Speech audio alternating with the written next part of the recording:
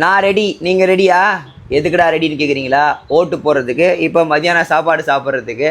At the same time அவங்களுக்கு ஓட்டு போடுங்க, இவங்களுக்கு ஓட்டு போடுங்கலாம் இல்லை. உங்கள் இஷ்டம், நீங்கள் யாருக்கு வேணால் போட்டு போடுங்க. ஆனால் ஆல்ரெடியே முன் குறிச்சிட்டார். யார் தெரியுமா? மன்னாதி மன்னன், ராஜாதி ராஜன், தேவாதி தேவன், கர்த்தாதி கர்த்தர்னு ஏகப்பட்ட விஷயங்களை சொல்லிட்டே போகலாம்.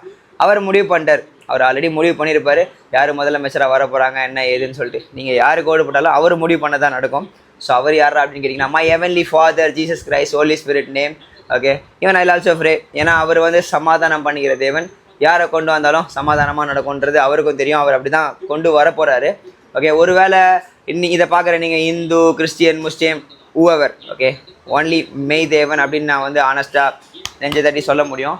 ஏன்னா மை லைஃப் எக்ஸ்ட்ரீம்லி சேஞ்ச் அப்படின்னு சொல்லலாம். அதை தாண்டி உங்களுக்கு பிடிக்காதவங்க வரன்றதுக்காக கடவுள் நல்லவன்னு கடவுள் மேலே குறை போடுறதுக்கு நம்ம ஒன்றும் நல்லவனும் கிடையாது. பட் எல்லாமே முடிவு பண்ணப்படுச்சு. அடிச்சிக்காமல் சைலண்ட்டாக சாப்பிட்டு ஓட்டை போட்டு தூங்குங்க. வர வேண்டியதான் வர போகிறாங்க. அடுத்த 5 வருஷம் அவங்க கையில் தான் இருக்க போகுது. நம்ம உழைச்சா தான் நமக்கு சோறு. இன்றைக்கி நான் வேலை செஞ்சு முடிச்சுட்டு வந்துட்டேன். சரியான டயர்டு. சாப்பிட போகிறேன்.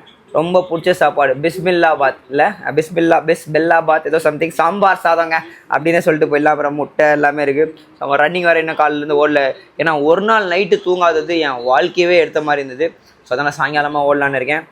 ஸோ நீங்கள் என்ன சாப்பிட்டீங்க? சாப்பிடுங்க. சாப்பிட்டு வச்சதுக்கப்புறம் மீதி இருக்க தங்க விடாதீங்க. ஓகே, மறக்காமல் நாளைக்கு ஓட்டு போட்டுருங்க.